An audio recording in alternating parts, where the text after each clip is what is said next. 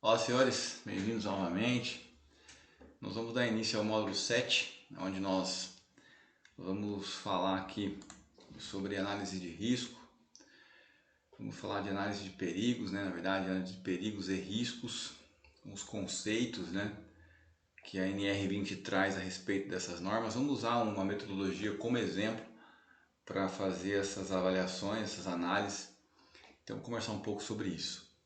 A gente começa aqui tratando um pouco sobre energia química, que é a energia potencial das ligações químicas entre os átomos.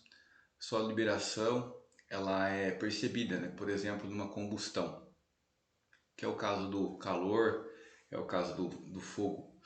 Uma reação química é uma transformação de matéria, na qual ocorrem mudanças qualitativas na composição química de uma ou mais substâncias reagentes, resultando em um ou mais produtos em que pelo menos uma ligação química é criada ou desfeita. Esse é o conceito da energia química. Aqui nós vamos ver o conceito do que é perigo. Perigo é uma situação ou condição de risco com probabilidade de causar lesão física ou dano à saúde das pessoas por ausência de medidas de controle. É uma situação existente no meio onde as pessoas que se aproximam desta energia expõem a sua integridade e a segurança das instalações. Então esse é um conceito de perigo e aqui nós vemos o conceito de risco. O que é risco? Capacidade de uma grandeza com potencial para causar lesões à saúde das pessoas ou danos às instalações. É a probabilidade da ocorrência de um acidente quando nós nos expomos a um determinado perigo e depende exclusivamente da ação do homem. Os riscos podem e devem ser eliminados ou controlados. Então aqui nós temos um exemplo de perigo, e vamos tratar aí, começar a diferenciar o que é perigo e o que é risco. Então tá ali, perigo, a gente pode observar aqui, ele demonstra o perigo como aqui a rodovia, Então este é o perigo e ele já trata aqui, qual é o risco? Alto risco, existe um risco presente. E aí ele coloca uma faixa de pedestre e ele faz o controle do risco. Controle de risco. Risco ainda presente, mas agora controle, tem uma faixa de pedestre. E aqui ele dá um exemplo onde ele elimina esse perigo-risco, que ele faz o uso de uma passarela. Então elimina o risco, o risco ele foi isolado, ele está sob controle. Então o que é o perigo? Para a gente começar a entender isso com mais facilidade. Perigo é aquilo que existe, ele é pré-existente e você muitas vezes não tem como eliminar. Eu não tenho como eliminar a rodovia ela está ali, ela é essencial, necessária para o negócio. Qual negócio? O negócio da Ecovias, de pedágio. Brincadeira. A rodovia ela é uma necessidade para todos nós. Não tem como eliminar ela.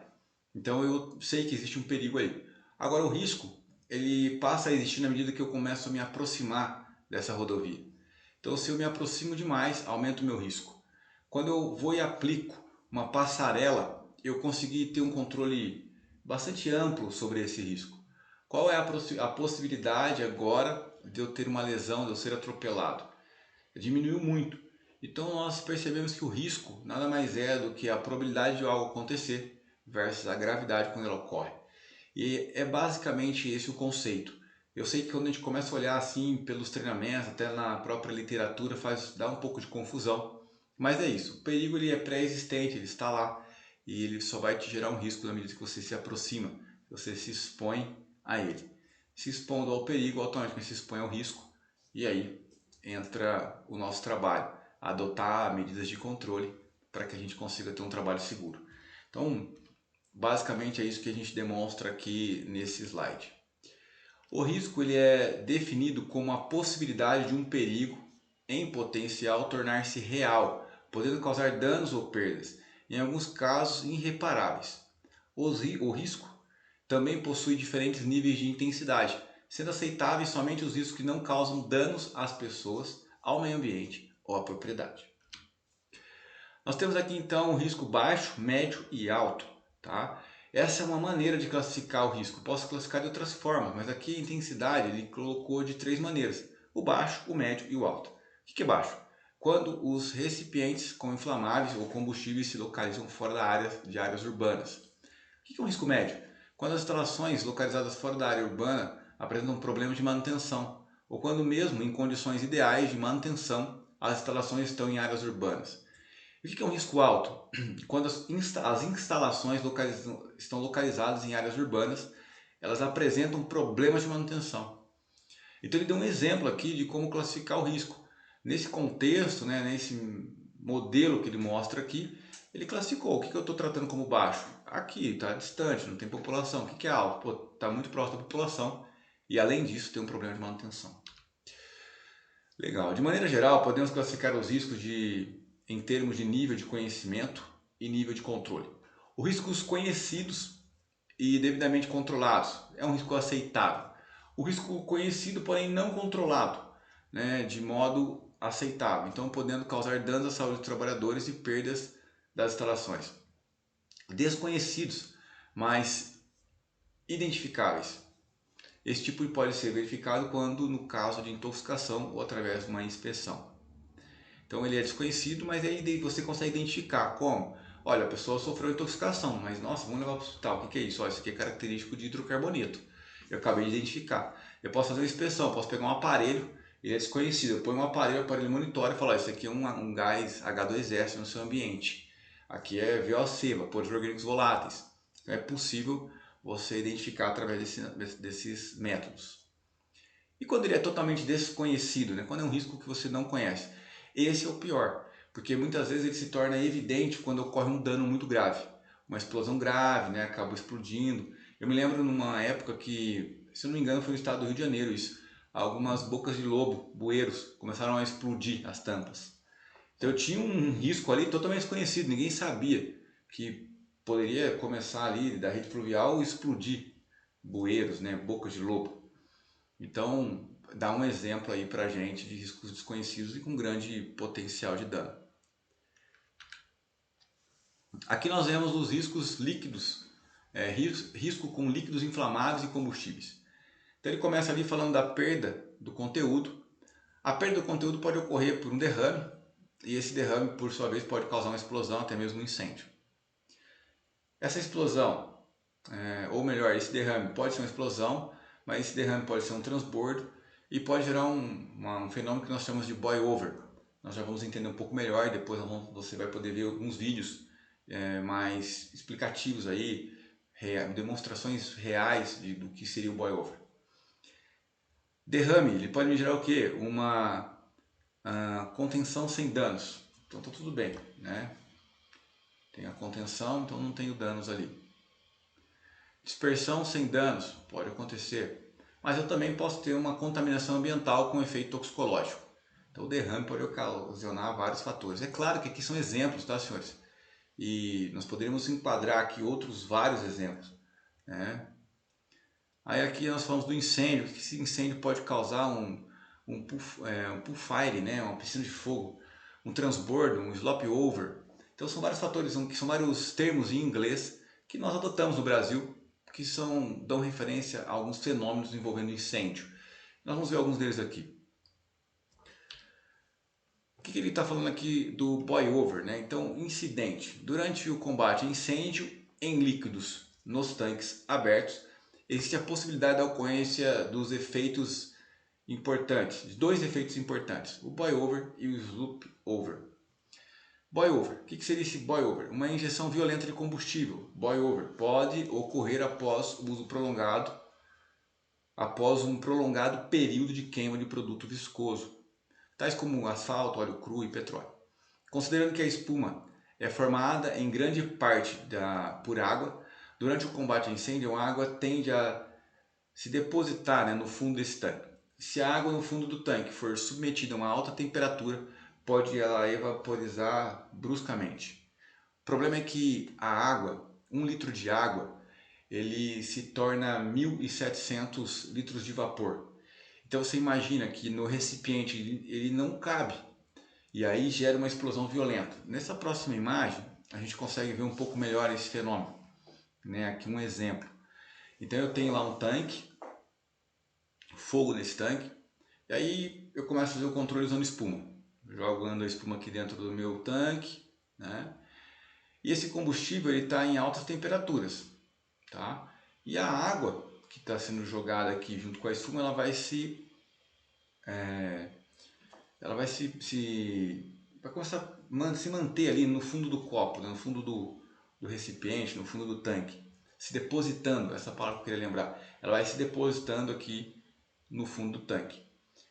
Essa água vai chegar a um determinado momento que ela vai evaporar, só que é muita água, e aí por conta desse fenômeno, né, 1 litro se torna 1.200, 1.700 litros de vapor, não vai caber ali, e ela vai explodir, né? Ela vai entrar em ebulição e ela vai espirrar esse produto para fora. Um combustível que é quente, né? Então vai ser arremessado. Se você imagina isso em outros tanques ao redor, automaticamente você vai ter um descontrole do seu incêndio, ou aumentando a proporção dele aí. Aqui nós vemos a mesma imagem, mas mesmo cenário, né? Um pouco mais visual. Então a água que se posicionou aqui no fundo do tanque, chega um momento que ela vai evaporar e vai empurrar tudo que está aqui em cima para fora. Então esse é o fenômeno boil over. Sloop over, né, é o extravasamento do combustível do tanque caracterizado por uma ebulição da espuma.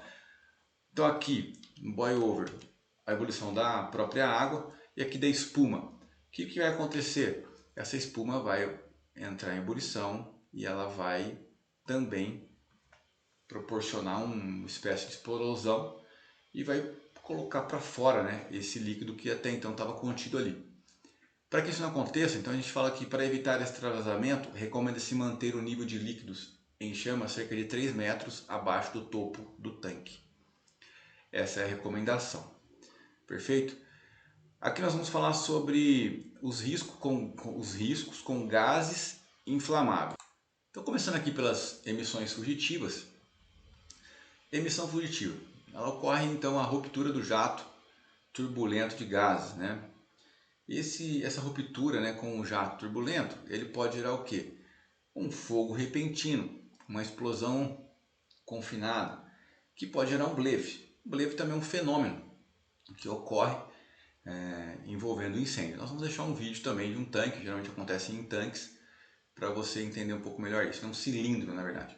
Nuvens tóxicas, então aqui mostra alguns exemplos, alguns riscos que podem estar relacionados ou estão relacionados a risco com gases inflamáveis. Então, para te dando continuidade, a gente vai falar de causas fundamentais dos acidentes. Nós vamos falar de alguns pilares aqui, tá? Mas que pilares são esses? Alguns pilares que nós vamos dar o nome aqui de tetraedro do risco. Então aqui nós temos um tetraedro do risco. O risco aqui no centro e aqui nas laterais, né, nós temos algumas causas. Então a causa é o motivo da reação frente a uma energia perigosa que contribui para um dano, seja pessoal ou na instalação. O tetraedro do risco define as causas fundamentais do acidente e orienta as medidas básicas mitigadoras. Então aqui está o tetraedro. O acidente é tratado como resultado da exposição ao risco, aqui no meio, como uma forma de manifestação da energia perigosa. Então eu tenho aqui o alvo, né, no caso a vítima, perigo, agente agressivo, exposição e fatores contribuintes. Daí o nome tetraedro do risco. Bom, vemos aqui então como trabalhar medidas de controle, né? Esse MC vem das medidas de controle para o perigo, para os agentes agressivos aqui, que é dos pilares do tetraedro. Então como é que eu posso aqui eliminar ou bloquear a energia perigosa? Eu posso desenergizar, posso aplicar um procedimento de Lotto, eu posso substituir o agente agressivo. Estou usando um produto, vou usar um produto menos agressivo, eu posso eliminar o processo, não ter mais esse processo. Eu posso aplicar medidas de proteção coletiva, como exaustores, por exemplo. Tá? Então esses são alguns pontos aí que a gente poderia dar aqui de exemplo. Muito bom. E aqui nós falamos sobre medidas de controle da vítima. Então retirar ou proteger a vítima, uma faixa de segurança, um acionamento de controle remoto, uso de sensores inspeções remotas, né? Uma câmera, um aviso, algo que sinaliza para que a pessoa não se aproxime do risco. Parecido com o que a gente viu ali anteriormente no uso de uma passarela, por exemplo. Bom, o uso de sensores já falamos, e os EPIs com uma vestuária completa. Claro que aqui depende de uma análise de risco mais profunda, mas são apenas alguns exemplos para a gente entender esse tetraedro. Aqui pensando na exposição, então eu diminuir e isolar a exposição a energias perigosas. Reduzir a energia e o risco a níveis aceitáveis, melhorias de tecnologia, casas de máquinas, salas elétricas, né? Então diminuindo a exposição. O cara faz o controle lá da sala de máquinas, né? Ele não precisa se expor ao risco, né? Então esse poderia ser um caminho. E o plano de ação à emergência.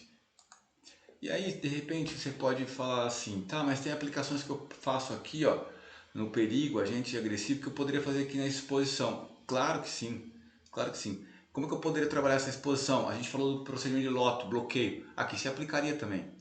Então é uma ferramenta, é uma metodologia. Não é a única, não é a perfeita, não é a que você tem que usar. É apenas uma metodologia para você conseguir aplicar medidas de controle para o risco. Então você pode dividir pegar o risco, procurar nele qual é a vítima, quais são as exposições, os fatores contribuintes, né, o que contribuem para essa ocorrência. E aí aplicar medidas de controle para todos esses fatores, buscando ali encontrar uma alternativa para que seja seguro a operação, né? É isso que a gente está procurando aqui. Aqui diminuir, né, e isolar a exposição da vítima. Então, falando da exposição ainda, né? Aqui a gente tem uma exposição pensando na questão da energia perigosa, né? Aqui vem aí desses pontos que nós comentamos aqui. Casas de máquinas, melhorias da tecnologia, reduzir a energia e o risco em níveis aceitáveis. Aqui a questão é diminuir e isolar a exposição da vítima. Então, restringir o acesso, né? A terceirização com empresas especializadas. Então, eu ter pessoas realmente bem treinadas, uma cabine de operação ergonômicas, higiene pessoal, EPI. Então, a exposição tem várias maneiras de a gente diminuir aí o uso de uma luva, por exemplo, um creme aí, se a gente estiver falando de exposição onde envolve as mãos, etc. As medidas de controle com inflamáveis. Então aqui vem uma relação de outras medidas de controle. Então medidas preventivas de proteção coletiva, né, no serviço, medidas de controle operacional na instalação, medidas de controle específicas com energia elétrica, medidas de controle e intervenção nas emergências. Então recomendo aqui você dar um pause, fazer a leitura completa aqui desse item para facilitar para você aí o entendimento, tá? Mas são itens que nós comentamos nos módulos anteriores, tá bom? Então, por exemplo, inertização das emissões. A gente falou sobre isso. O que é o inertizar? A aplicação de um gás inerte, nitrogênio, argônio, por exemplo. Então, a gente tratou isso aí anteriormente. Aqui nós falamos das medidas de controle, né, na APP e APR. Análise preliminar de perigo, análise preliminar de risco. Análise preliminar de risco, perigo, visa eliminar o risco, ou, quando isso não é possível, reduzir o nível para aceitáveis. Durante a execução de uma determinada etapa do trabalho, seja através da adoção de materiais, ferramentas, equipamentos seguros ou com o uso de tecnologias apropriadas. Então, são várias alternativas que nós temos aí. Aí a gente fala dos riscos ambientais. O que são os riscos ambientais? O risco físico, químico, biológico presente no ambiente de trabalho, que até então analisado aí pela NR9. Etapas obrigatórias no planejamento e preparação e execução. Antecipar e reconhecer. Então você tem que antecipar, reconhecer os riscos. Avaliação dos riscos ambientais. Monitorar isso, avaliar. Existe esse risco? Não existe? Qual a concentração? Medidas de controle, como a gente viu anteriormente. Registro e divulgação dos resultados. Eu tenho que demonstrar que eu enxerguei as medidas de controle e também as melhorias que eu consegui aplicar no meu sistema, né, na minha tarefa ali. Metodologias de análise de risco. Existem uma diversidade bastante grande de metodologias de análise de risco. Então você pode usar uma árvore de Ishikawa, você pode usar um RASOP, e existe uma grande gama de possibilidades aí para você. O problema é decidir qual usar. É provável que a sua empresa já tenha uma metodologia de análise de risco. Nós vamos usar um exemplo aqui de uma determinada empresa, mas isso, novamente, não significa que é o único caminho, é apenas um exemplo. Metodologia de análise de risco constitui-se em um conjunto de métodos e técnicas que, aplicados à operação, que envolvem processos ou processamento, identificam cenários hipotéticos de ocorrências indesejadas, os acidentes, as possibilidades de danos, efeitos e consequências. Tem uma ferramenta que é o Alt-If, né, e o EC. Mas e se vazar? Mas e se furar? Mas e se explodir? E se não tiver a contenção? O Alt-If, por exemplo, seria isso. Que é um exemplo que ele dá aqui, né, de você criar cenários hipotéticos. Mas vai que acontece. E é isso que essa é uma das possibilidades da análise de risco. Revisão da análise de risco. A análise de risco ela deve ser revisada.